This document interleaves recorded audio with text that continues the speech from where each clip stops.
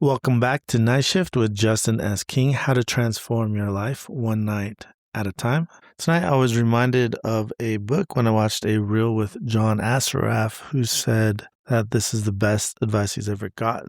And that the advice was to focus on one thing for 30 days. What is the one obstacle that if you got rid of, everything else would change? And he didn't mention the book, The One Thing by Gary Keller, but I'm going to touch on some pieces from that book because it's the same idea. So in his book, The One Thing, it's built around a question. What's the one thing I can do such that by doing it, everything else becomes easier or unnecessary? The question is powerful during the day and possibly even more at night. Because if you ask this before you go to sleep, your brain wants closure. If you don't give it closure, it keeps scanning, it keeps solving, it keeps replaying. So if you have one major obstacle in your life, pick one of those things and ask yourself this question. What is the one thing I need to handle that makes everything else easier or unnecessary? And then focus on that one thing for 30 days. I like to do this with